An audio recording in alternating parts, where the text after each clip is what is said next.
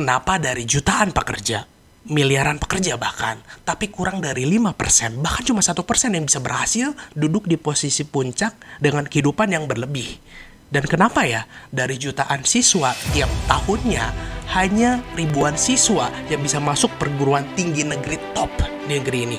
Dan kenapa dari jutaan atlet yang ada kurang dari 5% yang bisa berhasil menjadi atlet profesional? Kenapa dari ribuan startup company yang ada hanya dihitung jari yang bisa berhasil di Indonesia?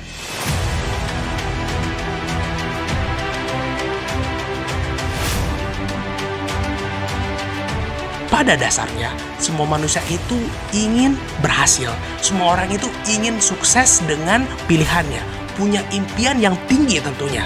Semua orang ingin mencapai ke posisi puncak. Tapi kebanyakan orang itu hanya sekedar ingin dan tidak mau membayarnya. Mereka itu sebenarnya terlalu banyak bertoleransi dengan pikiran mereka sendiri. Karena pikiran kita itu rasanya enggan untuk melakukan sesuatu yang berbeda daripada sebelumnya. Dengan keadaan kita seperti sekarang, kita itu tidak layak menyalahkan guru kita karena tidak mengajarkan public speaking misalkan. Kita tidak layak untuk menyalahkan orang tua kita karena kita tidak dileskan untuk les bahasa Inggris. Kita tidak layak menyalahkan pasangan kita karena dia tidak mendukung usaha kita. Tidak ada yang patut disalahkan kecuali sebenarnya adalah diri kita sendiri. Kita itu nggak akan berhasil kalau terus-terusan ngarepin motivasi dari siapapun. Karena suatu saat kita itu akan pada suatu titik yang dimana tidak ada orang yang paham dengan cara kita berjuang. Dan kita harus berjuang sendiri. Walau kita rasanya ingin putus asa, walau rasanya kita ingin menyerah, walau rasanya kita sudah tidak kuat lagi, yang buat kita berhasil itu adalah cuma kita bangkit lagi, kita semangat lagi, dan kita terus berjuang lagi. Untuk kita bisa berhasil itu nggak cukup dengan kita terus melakukan dan terus lakukan. Kita itu tidak cukup dengan hanya komitmen saja. Kita bisa berhasil dengan kita melibatkan di sini nih, melibatkan emosi kita. Kita melibatkan jiwa kita ke dalam itu. Itu yang bisa buat kita berhasil. Ada satu contoh.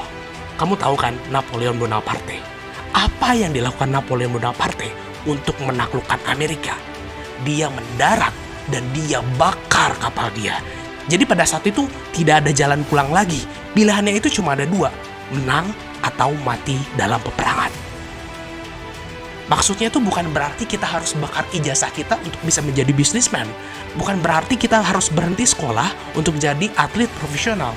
Yang kita perlu lakukan adalah kita fokus dengan satu hal dan gak negosiasi lagi. Kita fokus dengan itu. Kita curahkan jiwa raga kita untuk terus di sana. Buat dalam diri kita seperti sudah tidak ada pilihan lagi. Dan kita berhasil dengan pilihan kita. Itu adalah satu-satunya jalan.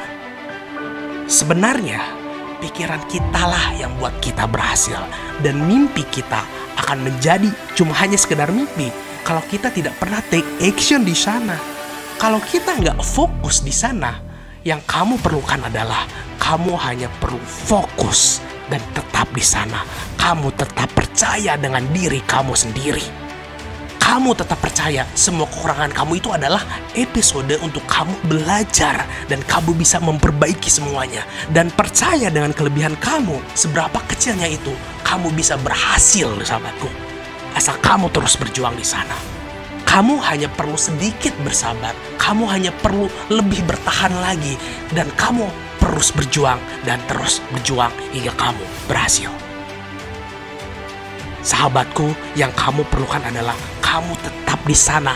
Kamu lebih bertahan lagi. Kamu terus bersabar lagi. Dan kamu tetap komitmen untuk terus lakukan itu. Dan kamu libatkan jiwa kamu itu. Dan pada suatu saat nanti, kamu akan berhasil. Dan itulah jalan kamu. Selama kamu terus berjuang dan terus berjuang.